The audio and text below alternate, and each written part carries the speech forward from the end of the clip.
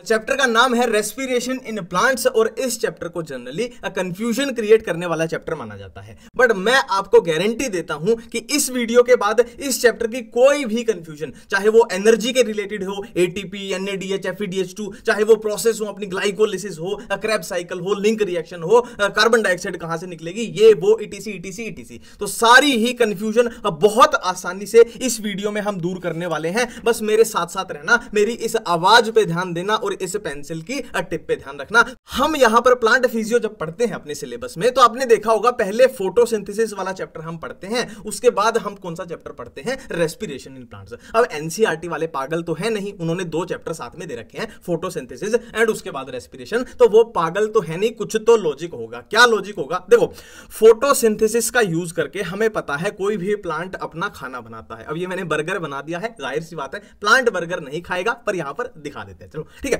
तो प्लांट ने फोटोसिंथेसिस का यूज करके अपना खाना बनाया। अब खाने में क्या क्या होगा? कार्बोहाइड्रेट्स होंगे, फैट्स होंगे, प्रोटीन्स होंगे, ठीक है। अब ये खाने का करने क्या वाला है? अब देखो, एक मिनट के लिए प्लांट को भूल जाओ, हम अपनी बात करते हैं। आपने जो अभी थोड़ी देर पहले 4-5 पराठे पेले हैं, वो किस लिए पेले हैं? वो इसलिए खाए हैं ताकि अपने को एनर्जी मिल सके। तो प्लांट भी अपना खाना क्यों बनाएगा? ताकि उसको उससे एनर्जी मिल सके। तो प्लांट ने फोटोसिंथेसिस से अपना खाना बनाया। अब उस खाने में से उसको क्या है? एनर्जी निकालनी है। अब एनर्जी मतलब जैसे कि एटीपी हो गई, जीटीपी हो गई, एनएडीएच वाली एनर्जी हो गई, एफएडीएच2 हो गई, तो ये उसको एनर्जी चाहिए। अब इस खाने से उसको एनर्जी कैसे मिलेगी? तो इस खाने का क्या करेगा? वो ब्रेक डाउन करेगा। और ब्रेक डाउन भी कैसे करेगा? ऑक्सीडेशन करके। तो कार्बोहाइड्रेट, फैट्स, प्रोटीन, इनका क्या होगा? ब्रेक डाउन होगा। कैसे? ऑक्सीडेशन के द्वारा, और उससे एनर्जी बन जाएगी, जिसका प्लांट है ना अपने लिए यूज करेगा, है ना, उसको भी तो जिंदगी जीनी है। तो इसी प्रोसेस को हम क्या बोलते हैं? Cellular respiration. तो दो चैप्टर अपने प्लांट फिजियो में साथ में है। पहले फोटोसिंथेसिस, खाना बनाया, फिर खाने से एनर्जी निकाली, मतलब रेस्पिरेशन इन प्लांट्स, जिसको हम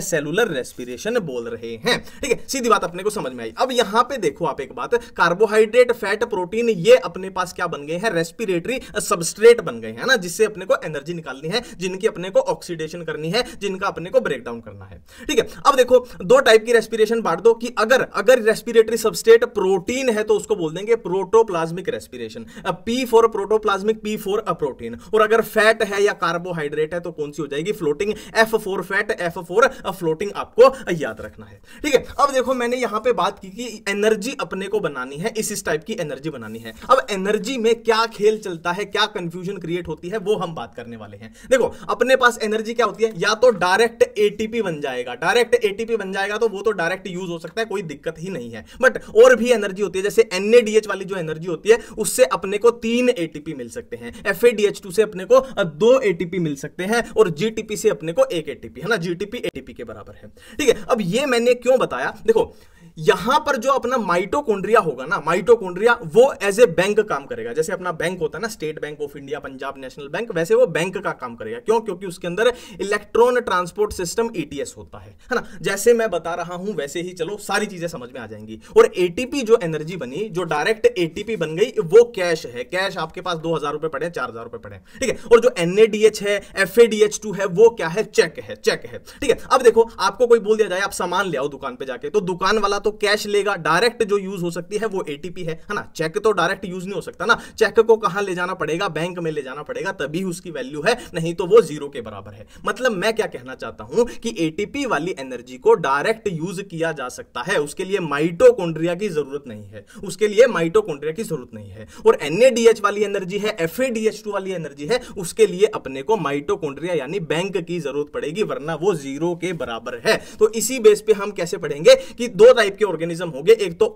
एरोबिक वाले हो जाएंगे जो ऑक्सीजन का यूज करते हैं। ऑक्सीजन का यूज कहां करते हैं? माइटोकॉन्ड्रिया में। मतलब हम इस चैप्टर में अगर पढ़ें तो ऐसे पढ़ेंगे कि एरोबिक वाले वो ऑर्गेनिज्म हैं जिनके पास माइटोकॉन्ड्रिया प्रेजेंट होगा और इसीलिए वो ऑक्सीजन का यूज कर सकते हैं, मतलब जिनके पास बैंक जो है प्रेजेंट होगा। और अनएरोबिक वाले क्या होंगे? जो ऑक्सीजन का यूज नहीं करेंगे, मतलब उनके पास माइटोकॉन्ड्रिया नहीं है, ठीक है। अब आपको बोल दिया जाए एनएडीएच, एफएडीएच2, इनका फायदा कहां पे है? तो इनका फायदा एरोबिक के पास है। क्यों? क्योंकि इनके पास माइटोकॉन्ड्रिया यानी उनके पास बैंक है, इसलिए इनको ये यूज कर सकते हैं चेक को। अगर एनारोबिक की बात करें तो इनके पास तो बैंक ही नहीं है, तो इनके पास चेक वाली जो अमाउंट हो जाएगी वो ना के बराबर है, वो जीरो है। इनके पास सिर्फ कैश चलेगा। और एरोबिक वालों के पास कैश भी चलेगा, कैश तो देखो चलेगा ही चलेगा, और इनके पास ये वाले एनएडीएच एफएसडीएच जो चेक वाली अमाउंट भी चल सकती है। ठीक है, अब देखो यहां पर मैंने बात की एक तो कैश की, एक चेक की। अब कैश वाला क्या है? एटीपी, तो उसको क्या बोल देंगे हम? Substrate level phosphorylation. देखो जो वर्ड होता है ना फोस्फोराइलेशन, उसका मतलब है एनर्जी बनना ना, उसमें फोस्फेट आ रहा है, तो फोस्फोराइलेशन मतलब है एनर्जी का बनना।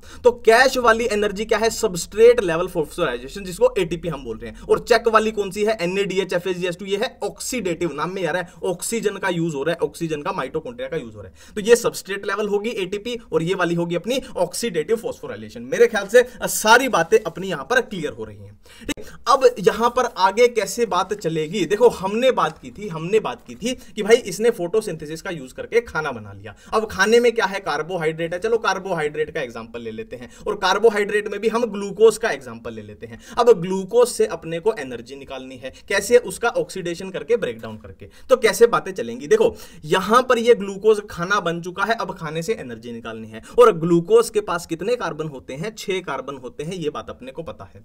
अब ग्लूकोज का क्या कर दिया? लिसिस कर दिया। लिसिस मतलब ब्रेक डाउन, लिसिस मतलब तोड़ना। तो ग्लूकोज का लिसिस कर दिया तो प्रोसेस हो गई ग्लाइकोलिसिस। तो ग्लूकोज को अगर हम तोड़ देंगे तो ये 6 कार्बन का था, तो इसको तोड़ दिया तो ये 3 कार्बन के 2 मॉलिक्यूल बन जाएंगे, जिसको पाइरुविक एसिड बोल दिया गया है।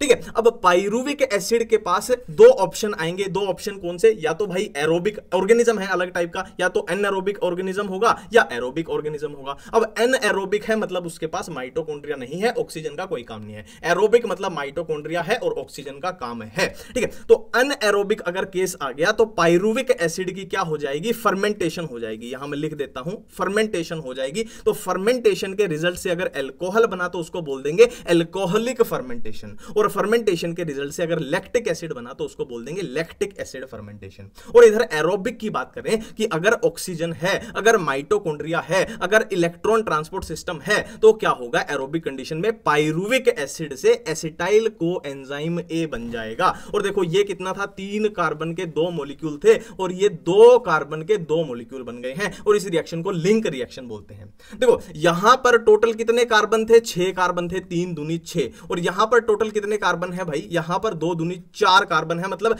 2 कार्बन का लॉस हो चुका है। वो कहां हुआ है? 2 कार्बन डाइऑक्साइड CO2, 2 CO2 के मॉलिक्यूल निकल चुके हैं, और ये लिंक रिएक्शन कहलाती है। अब ये एसिटाइल कोएंजाइम ए जो बना है लिंक रिएक्शन से, इसको गेटवे रिएक्शन भी बोल देते हैं। ठीक है, अब ये एसिटाइल कोएंजाइम ए किसमें एंट्री ले जाएगा? क्रेब्स साइकिल में एंट्री ले जाएगा। और क्रेब्स साइकिल जैसे ऐसे है ना, साइकिल है तो ऐसे ऐसे घूमेगी, और क्रेब्स साइकिल घूमेगी। अभी हम एनर्जी की बात नहीं कर रहे, वो मैं आपको याद करवा दूंगा, अभी CO2 पे फोकस रखो। तो क्रेब्स साइकिल ऐसे घूमेगी तो 4 CO2 के मॉलिक्यूल निकलेंगे। वो कैसे निकलेंगे अभी बताऊंगा। 4 CO2 के मॉलिक्यूल निकलेंगे, मतलब पूरी प्रोसेस में अगर बात करें तो 2 CO2 के मॉलिक्यूल यहां पे, 4 CO2 के मूल कहां? क्रेब्स साइकिल में, 2 लिंक में और 4 क्रेब्स साइकिल में, मतलब टोटल 4 और 2 6 CO2 के मॉलिक्यूल टोटल यहां निकले हैं। ठीक है, अब क्रेब्स साइकिल में हम फंडा समझ लेते हैं कैसे। देखो ये 2 कार्बन की एक मॉलिक्यूल की बात कर रहे हैं, जाहिर सी बात है ये साइकिल जो है 2 से मल्टीप्लाई हो जाएगी ऑटोमेटिकली, है ना, क्योंकि हम 2 की बात कर रहे हैं। ठीक है, तो ये 2 कार्बन का जो मॉलिक्यूल था जिसको हमने एसिटाइल कोएंजाइम ए बोला, वो यहां से आया और इस साइकिल में एंट्री ले गया। अब इस साइकिल में ये यहां से एंट्री ले गया, और पीछे से 4 कार्बन वाला एक मॉलिक्यूल आ रहा था, तो 2 कार्बन प्लस 4 कार्बन तो मिलके क्या बना देंगे? 6 कार्बन का एक मॉलिक्यूल बना देंगे। अब ये 6 कार्बन का मॉलिक्यूल फिर से 4 कार्बन वाले में कन्वर्ट हो जाएगा। कन्वर्ट हो जाएगा तो जाहिर सी बात है 2 कार्बन की कमी हुई है। 2 कार्बन की कमी कहां हुई है? 2 CO2 के मॉलिक्यूल निकले हैं। अब ये हमने 1 की बात करी है तो ये 2 से मल्टीप्लाई करना पड़ेगा, तो ये भी 2 से मल्टीप्लाई हो जाएगा, तो टोटल 4 CO2 हो जाएगी। ये अपने को यहां पर बातें समझ में आ गई। ठीक है, अब यहीं पर मैं आपको एक छोटी सी बात बता देता हूं। हमने क्या क्या प्रोसेस देखी यहां पे? एक ग्लाइकोलिसिस देखी, और क्या देखी? एक लिंक रिएक्शन देखी, और क्रेब्स साइकिल देखी। अब कौन कहां पर होती है? फॉर एग्जांपल ये एक सेल है, सेल के अंदर ये मैंने माइटोकॉन्ड्रिया बनाया है ना, बाकी की चीजें नहीं बनाई है क्योंकि वो अपने काम की यहां पर नहीं है, मैंने माइटोकॉन्ड्रिया बनाया। तो क्या बोल रहे हैं कि जो ग्लाइकोलिसिस है, ये देखो ये सेल का साइटोप्लाज्म हो गया, ये तो कॉमन सेंस की बात है। तो ग्लाइकोलिसिस जो होती है वो साइटोप्लाज्म में होती है, और लिंक रिएक्शन या फिर क्रेब्स साइकिल जो है वो माइटोकॉन्ड्रिया में होती है। तो अगर आपके सामने क्वेश्चन आ जाए कि अनएरोबिक ऑर्गेनिज्म है तो उसके अंदर क्या क्या होगा, तो उसके अंदर सिर्फ ग्लाइकोलिसिस होगी। जो एनर्जी ग्लाइकोलिसिस से बनेगी सिर्फ वही उसके पास बन पाएगी। और आपके सामने क्वेश्चन आ जाए, एरोबिक ऑर्गेनिज्म है तो उसके पास भाई ग्लाइकोलिसिस भी होगी साइटोप्लाज्म में, और क्या है, लिंक रिएक्शन होगी, क्रेब्स साइकिल होगी, सब कुछ होगा, और इनकी एनर्जी भी वो बना सकता है। ठीक है, ये बातें अपने को यहां पे समझ में आ गई। अब हम क्या देखने वाले हैं, हम ग्लाइकोलिसिस देखने वाले हैं कि ये कैसे चलती है, इसमें एनर्जी का कैसे लेना देना है, और फिर हम क्रेब साइकिल को देखेंगे, और दोनों को ही मैं आपको ट्रिक से याद कराने वाला हूं। तो ये अपने सामने पूरी ग्लाइकोलिसिस है, और इसको याद करने की एक ट्रिक मैंने बनाई थी। अगर आपको ट्रिक से याद करना हो तो छोटी सी वीडियो अभी आपके सामने चलेगी, और डायरेक्टली याद रहता है तो बहुत अच्छी बात है। तो ये वीडियो के बाद हम इसके एंजाइम याद करेंगे। ग्लाइकोलिसिस हमारे पास बुक्स में कुछ इस तरीके से दी हुई है। देखो, एक सिंपल सी स्टोरी बताऊंगा, आप इजीली अपनी लाइफ से रिलेट कर सकते हो। ठीक है, देखो हुआ क्या कि गॉड ने, भगवान ने, ठीक है, गॉड ने फ्रूट जूस दिया ग्रैंड पेरेंट्स को। ये किसी की भी स्टोरी लगा लो, आप अपनी लगा लो या मेरी लगा लो। ठीक है, गॉड ने फ्रूट जूस दिया मेरे ग्रैंड पेरेंट्स को। ठीक है, पर यहां एक प्रॉब्लम हो गई। अब मेरे जो पेरेंट्स थे ना, वो नहीं चाहते थे कि ग्रैंड पेरेंट्स फ्रूट जूस पिए। ठीक है, गॉड ने फ्रूट जूस दिया ग्रैंड पेरेंट्स को, पर मेरे पेरेंट्स नहीं चाहते थे कि ग्रैंड पेरेंट्स फ्रूट जूस पिए। मेरे पेरेंट्स चाहते थे कि ग्रैंड पेरेंट्स फ्रूट जूस की जगह पे पेप्सी पिए। ठीक है, तो उन्होंने क्या किया, ग्रैंड पेरेंट्स के सामने जबरदस्ती मतलब प्रेशरली उनके सामने पेप्सी रख दी। एक बार पूरी स्टोरी दोबारा करते हैं। गॉड ने फ्रूट जूस दिया ग्रैंड पेरेंट्स को, पर पेरेंट्स ने उनके सामने जबरदस्ती पेप्सी रख दी। जबरदस्ती क्यों रखी, प्रेशरली क्यों रखी? क्योंकि पेरेंट्स नहीं चाहते थे कि ग्रैंड पेरेंट्स फ्रूट जूस पिए, जो कि किसने दिया था, भगवान ने, गॉड ने।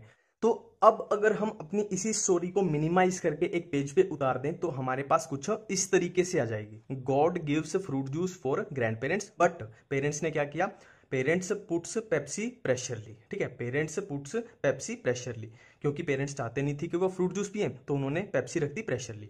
एक बार फिर से, God gives fruit juice for grand parents but parents puts Pepsi pressurely. अब देखो, इनका पहला पहला लेटर उठाओगे तो हमारे पास इजीली हमारी ग्लाइकोलिसिस बन जाती है। गॉड के जी से ग्लूकोज, गिव्स के जी से ग्लूकोज 6 फॉस्फेट, फ्रूट जूस के एफ से फ्रक्टोस 6 फॉस्फेट, 4 के एफ से fructose 1,6 bis phosphate, grand parents के जीपी से ग्लिसरल डिहाइड फॉस्फेट, बट के बी से 1,3 बिस फॉस्फोग्लिसरेट, पेरेंट्स के पी से 3 फॉस्फोग्लिसरेट, पुट्स के पी से 2 फॉस्फोग्लिसरेट। अब है पेप्सी, पीईपी, पेप्सी में पीईपी याद रखना, पीईपी का मतलब है फॉस्फोइनोल पाइरुवेट, और प्रेशरली से लास्ट में पाइरुवेट। ठीक है, बिल्कुल सिंपल स्टोरी है यार। गॉड ने फ्रूट जूस दिया ग्रैंड पेरेंट्स के लिए, पर पेरेंट्स को ये बात पसंद नहीं थी, वो चाहते थे पेप्सी पिए, तो उन्होंने जबरदस्ती मतलब पेप्सी रख दी pressurely. God gives fruit juice for grand parents but parents puts Pepsi pressurely. ठीक है, जिनको ये लग रहा है कि जो ये लेटरल स्टेप होता है डीएचएपी वाला, ये मैंने स्किप कर दिया, तो ऐसा बिल्कुल भी नहीं है। इसकी भी एक आसान सी ट्रिक है।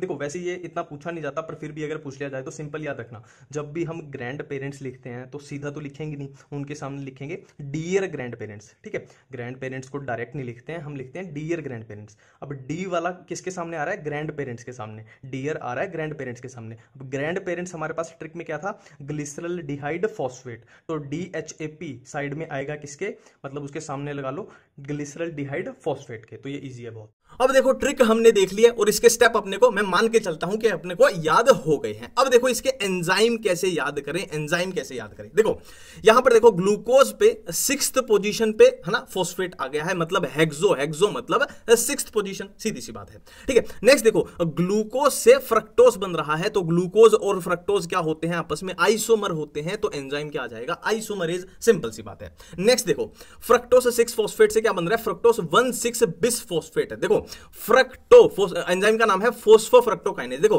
फ्रक्टो यानी फ्रक्टोज की बात हो रही है, फोस्फो यानी फोस्फेट का एडिशन हो गया है, तो यहां पर एक ही था 6th पोजीशन पे, यहां पे पहली पे भी छठी पे भी 2 आ गए हैं, मतलब फ्रक्टोज में फोस्फेट का एडिशन हो गया, ऐसे याद करना है। देखो, अब यहां पर बना ग्लिसरल डिहाइड, तो ये एक एल्डिहाइड बना है, तो एल्डोलेज अपना एंजाइम हो जाएगा, हाँ, नाम से कवर हो रहा है। नेक्स्ट देखो, जहां पर भी NADH वाली एनर्जी का लेना देना होना, वहां पर एंजाइम आएगा डिहाइड्रोजिनेज, ये भी एक फंडा आपको मैं बता रहा हूं।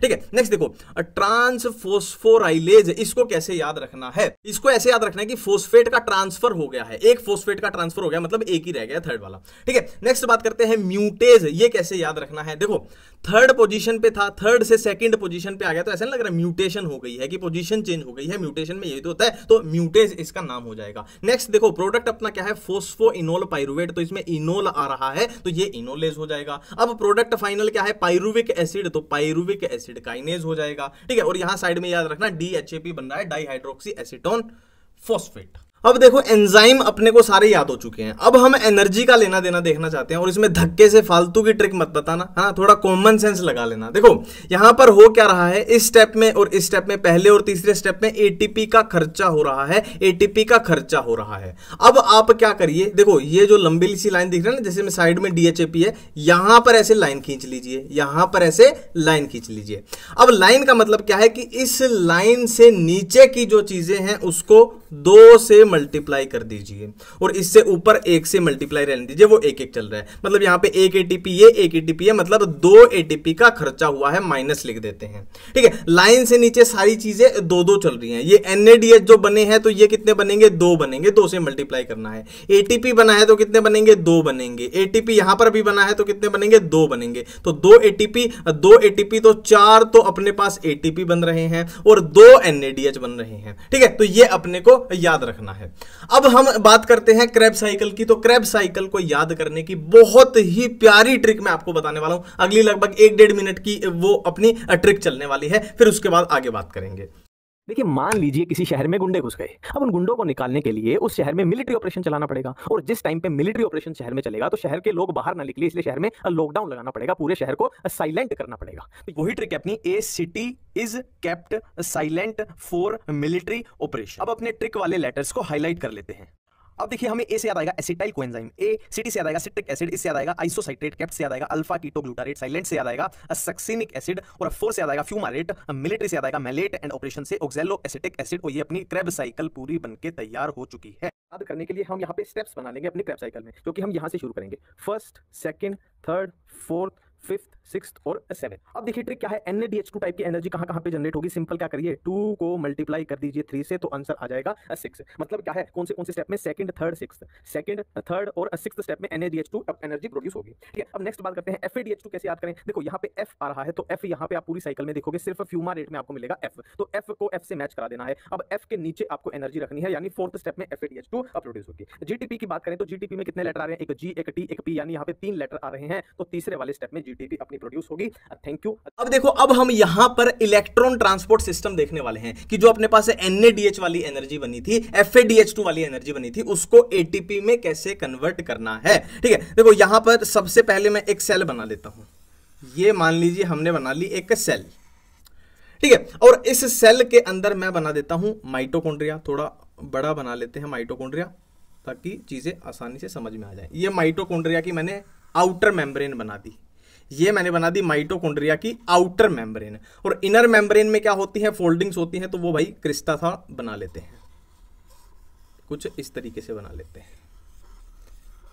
ये बन गई माइटोकॉन्ड्रिया की इनर मेम्ब्रेन। ये ग्रीन कलर वाला पूरा माइटोकॉन्ड्रिया है, जिसमें ये उसकी आउटर मेम्ब्रेन रहेगी, और ये क्या रहेगी, माइटोकॉन्ड्रिया की इनर मेम्ब्रेन रहेगी। और 2 मेम्ब्रेन के बीच का स्पेस क्या हो जाएगा, इंटरमेम्ब्रेनल स्पेस, इंटरमेम्ब्रेन स्पेस, ठीक है। ये हो जाएगा 2 मेम्ब्रेन के बीच का स्पेस, ठीक है। इतनी बातें अपने को समझ में आ चुकी हैं। और ये क्या है भाई, बीच में माइटोकॉन्ड्रिया का मैट्रिक्स है। ये क्या है, माइटोकॉन्ड्रिया का मैट्रिक्स है ना। और इस जगह की बात करूं तो ये क्या होगा भाई, ये साइटोप्लाज्म रहेगा, जाहिर सी बात है ना, बाहर का स्पेस है सेल का, तो ये साइटोप्लाज्म रहेगा। अब प्रोसेस कौन सी थी, देखो ग्लाइकोलिसिस कहां होगी, तो भाई साइटोप्लाज्म में होगी। और बाकी की जो होंगी कौन सी, जैसे कि अपनी लिंक रिएक्शन थी, और क्या थी अपनी क्रेब्स साइकिल थी, ये कहां होंगी, अपनी माइटोकॉन्ड्रिया में होंगी। और लिंक रिएक्शन में, क्रेब्स साइकिल में, या फिर ग्लाइकोलिसिस में भी क्या क्या बने थे अपने पास, NADH ये बना था, FADH2 बना था, ये एनर्जी बनी थी। और ये हमने बोला था कि ये चेक है, चेक को बैंक में ले जाके कैश करवाना पड़ेगा, तो बैंक कहां पे है, इधर है। तो होता क्या है, माइटोकॉन्ड्रिया की जो ये इनर मेम्ब्रेन है, इस पे क्या लगे होते हैं, इस पे कॉम्प्लेक्स लगे होते हैं। ये पहला कॉम्प्लेक्स हो गया, ये दूसरा कॉम्प्लेक्स हो गया, ये तीसरा कॉम्प्लेक्स हो गया, ये चौथा कॉम्प्लेक्स हो गया, और 5वां कॉम्प्लेक्स कुछ इस तरीके से ATP सिंथेज के रूप में ये हो गया। अब 5वां कॉम्प्लेक्स है, तो इन्हीं कॉम्प्लेक्स को, ये जो चेन बन रही है, इन्हीं को क्या बोला जाता है, इन्हीं को क्या बोला जाता है, electron transport chain, electron transport system, इसी को बोला जाता है। अब हो क्या रहा है, देखो अपने पास क्या बन के तैयार थे, चलो NADH वाला एग्जांपल ले लेते हैं। अपने पास NADH बन के तैयार था कि ये अपने पास एनर्जी बन चुकी थी। अब अपने को इसको क्या करना है, कैश करवाना है, मतलब इसके एटीपी बनाने हैं। अब होगा क्या, इससे क्या निकलेगा, एक तो इलेक्ट्रॉन निकलेगा, इससे एक तो इलेक्ट्रॉन निकलेगा, और क्या निकलेगा, इससे H+ निकलेगा।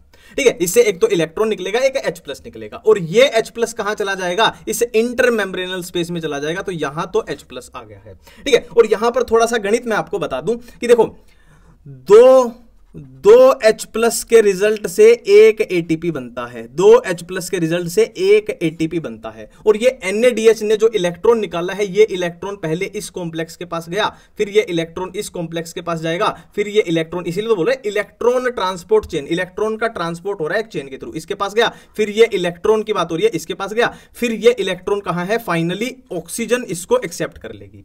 और ये क्वेश्चन बहुत बार पूछा जाता है कि फाइनल इलेक्ट्रॉन का एक्सेप्टर कौन है, ऑक्सीजन है इलेक्ट्रॉन ट्रांसपोर्ट चेन में। ठीक है, तो ये तो होगी इलेक्ट्रॉन की बारी। अब यहां पर ये इलेक्ट्रॉन जैसे जैसे जा रहा है, तो 3 जगह पे, हम किसकी बात कर रहे हैं, NADH वाले मॉलिक्यूल की बात कर रहे हैं, तो 3 जगह पे क्या करेगा, ये पहली जगह पे, एक जगह पे 2 H+ देगा, फिर दूसरी जगह पे 2 H+ देगा, फिर तीसरी जगह पे ये 2 H+ देगा, तो 3 जगह पे 2 H+ देगा ये। और फाइनली क्या होगा, ये प्रोटॉन जो इकट्ठे होते जा रहे हैं, H+ इकट्ठे होते जा रहे हैं यहां पे इंटरमेम्ब्रेनल स्पेस में, ये एटीपी सिंथेस से ऐसे निकलेंगे, तो एटीपी की प्रोडक्शन होगी। कितने एटीपी की प्रोडक्शन होगी, तो NADH की बात करें तो 1, 2 से 1 एटीपी बनेगा, तो एक तो ये हो गया, और एक ये हो गया, एक ये हो गया, तो टोटल कितने बन गए, 1 से 3 एटीपी बन गए। और यहां पर FADH2 होता, अगर FAGH2 होता, तो ये 3 की जगह पे 2 जगह ही 2 देता, तो 2 का 1 बनेगा और 1 का 1 है ना, तो FADH2 के कितने हो जाते, 3 की जगह पे 2 एटीपी। इसलिए हम बोलते हैं ना कि भाई NADH2 वाला कितना, 3 एटीपी देता है, FADH2 2 एटीपी देता है। ठीक है, तो ये अपने को यहां पर इलेक्ट्रॉन ट्रांसपोर्ट चेन समझ में आ गई। अब इसमें देख लेते हैं भाई कॉम्प्लेक्स कौन से होते हैं, कि ये फर्स्ट, सेकंड, थर्ड, फोर्थ, ये कौन से होते हैं भाई, ये आपको याद ही करने पड़ेंगे। अब इसमें मैं कुछ नहीं कर सकता हूं। ठीक है, इसमें फालतू की ट्रिक बनाएंगे तो हमारी ट्रिक बन जाएगी। कॉम्प्लेक्स 1 में क्या होगा, FMN NADH डिहाइड्रोजिनेस, कॉम्प्लेक्स 2 में FADH2 डिहाइड्रोजिनेस, कॉम्प्लेक्स 3 में cytochrome B cytochrome C1, complex 4 में जिसको साइटोक्रोम C ऑक्सीडेज भी बोलते हैं, cytochrome A, A3 and 2 copper के सेंटर होंगे, और कॉम्प्लेक्स 5 में तो एटीपी सिंथेज रहेगा। और फ्लो ऑफ इलेक्ट्रॉन कुछ इस तरीके से होगा। भाई फिर से वही बोल रहा हूं, ये तो भाई याद ही करना पड़ेगा, इसमें मैं कुछ नहीं कर सकता। यहां पे फालतू की ट्रिक बनाएंगे तो वही है, अपना ही उल्लू बन जाएगा, है ना। ये इलेक्ट्रॉन का कुछ इस तरीके से फ्लो रहेगा। और बैलेंस शीट की बात करें तो देखो, हमने ग्लाइकोलिसिस देखी थी जिसमें 2 एटीपी का खर्चा हुआ था, 4 एटीपी डायरेक्ट बने थे और 2 NADH बने थे। ठीक है, तो 2 NADH से कितने बनेंगे, 6 एटीपी बन जाएंगे, तो ये टोटल 4 हो गए, और ये कितने हो गए, 2 हो गए माइनस, तो 6 और 4 10 -2 हो जाएंगे, तो टोटल 8 एटीपी बन गए। लिंक रिएक्शन की बात करें तो इसमें 2 NADH बनते हैं, जहां से अपने को 6 एटीपी मिल जाएंगे। क्रेब्स साइकिल की बात करें तो 2 GTP जो एटीपी के बराबर है 2 FADH2, जो जहां से अपने को 4 एटीपी मिलेंगे, यहां से 2 मिलेंगे, और 6 NADH मतलब यहां से 6, 1 से 3 मिलेंगे, तो टोटल 18 मिलेंगे। तो 18 + 4 + 2 कितने हैं, 24 हो जाएंगे। तो नेट अपने पास कितने बने, 38 एटीपी। अब यहां पर ही किसी अनएरोबिक की बात कर लें, है ना, फर्मेंटेशन की बात कर लें अगर, तो फर्मेंटेशन में क्या होगा भाई, लिंक रिएक्शन नहीं होगी, क्रेब्स साइकिल नहीं होगी, और यहां पर ये वाले भी कट जाएंगे, क्योंकि NADH का इस्तेमाल तो तभी होगा ना जब इलेक्ट्रॉन ट्रांसपोर्ट चेन होगी, तो ये वाले भी कट जाएंगे। तो 4 बने, जिसमें से 2 खर्चा हो गए। तो अनएरोबिक की बात करें तो उसमें तो अपने को 2 ही एटीपी सिर्फ मिलेंगे, 2 नेट मिलेंगे, है ना। और यहां पर थोड़ा फर्मेंटेशन का देख भी लेते हैं। हमने बात की थी कि फर्मेंटेशन में क्या होता है, देखो पाइरुविक एसिड तो बन गया था जिसमें NADH बन गया, भी बहुत अच्छी बात है, NADH तो बन गया, बस उसका फायदा नहीं है, वो फिर वापस से खर्चा हो रहा है और उसका हम कुछ कर भी नहीं सकते। तो पाइरुविक एसिड से हमने क्या बात की थी, पाइरुविक एसिड से लैक्टिक एसिड बन जाएगा, तो उसको लैक्टिक एसिड फर्मेंटेशन बोल देंगे, और एथेनॉल बन जाएगा यानी अल्कोहल बन जाएगा, तो उसको अल्कोहलिक फर्मेंटेशन बोल दिया जाता है। ठीक है, अब नेक्स्ट अगर बात करें रेस्पिरेटरी क्वोशिएंट की, तो इसको कैसे याद रखें। देखो, अब एग्जाम में हम भूल जाते हैं कि CO2 ऊपर था या ऑक्सीजन ऊपर था, तो इसकी सिंपल सी ट्रिक बता रहा हूं, इसको एक मैथ की इक्वेशन बना दो कि ऑक्सीजन, देखो रेस्पिरेटरी क्वोशिएंट क्या है, एक कांस्टेंट है। अब कांस्टेंट C आंसर आना चाहिए, तो ऑक्सीजन को ऑक्सीजन से काट दो, आंसर कितना आ गया C, तो C के बराबर 80 रख दो। ठीक है, अब इनकी वैल्यू कार्बोहाइड्रेट के केस में 1 होती है, फैट फैट के केस में 1 से कम होती है और प्रोटीन के केस में 0.9, ये एनसीईआरटी में लिखा गया है। अब नेक्स्ट अगर बात करें हम एम्फीबोलिक पाथवे की, तो ये क्या बोलना चाहता है, देखो अभी तक हमने जो भी प्रोसेस देखी, जितनी भी प्रोसेस देखी, ग्लाइकोलिसिस हमने देखी थी, देखो ये हमने ग्लाइकोलिसिस देखी थी, तो ये किसके केस में देखी थी, हमने ग्लूकोज को लेके देखी थी, ग्लूकोज को लेके, यानी हम कार्बोहाइड्रेट के केस में बात कर रहे थे कि ऐसे ऐसे ऐसे ऐसे मामला चलता है। बट अपने पास फैट भी हो सकता है, प्रोटीन भी हो सकता है। अब यहां पर क्या है कि ग्लूकोज यानी कार्बोहाइड्रेट था, तो भाई ऐसे ऐसे सीधा सीधा मामला हमने देख लिया। बट ये क्या है फैट के केस में कि फैटी एसिड ग्लिसरॉल बनेंगे और ये क्या है डायरेक्ट यहां एसिटाइल कोएंजाइम ए बना रहे हैं, ठीक है। प्रोटीन की बात करें अमीनो एसिड बनेंगे और डायरेक्ट पाइरुविक एसिड बना रहे हैं, है ना, तो ये बात है। और यहां पर एक वर्ड लिखा गया है एम्फीबोलिक। देखो एक रिएक्शन होती है एनाबोलिक जिसमें चीजें बनती हैं, एक होती है कैटाबोलिक जिसमें चीजें टूटती हैं। एम्फीबोलिक होती है जिसमें एनाबोलिक भी हो और कैटाबोलिक भी हो, एनाबोलिज्म भी हो कैटाबोलिज्म भी हो। मतलब क्या कहना चाहता है, फॉर एग्जांपल यहां पर फैट से ये टूट के बना, फिर ये कहां एसिटाइल कोएंजाइम ये बन गया टूट के। बट अगर हमने को फैटी एसिड चाहिए, फैटी एसिड की फॉर्मेशन करनी है, तो वो क्या बोल रहे हैं कि टूट के तो ऐसे बनेगा ही बनेगा, बट अगर अपने को ये चाहिए तो ये वापस से इसमें भी कन्वर्ट हो सकता है। तो कैटाबोलिज्म भी एनाबोलिज्म भी, इसीलिए इसको एम्फीबोलिक पाथवे बोला गया है। तो कुछ इस तरीके से हमने अपने चैप्टर को आसानी से खत्म कर लिया है। थैंक यू, धन्यवाद।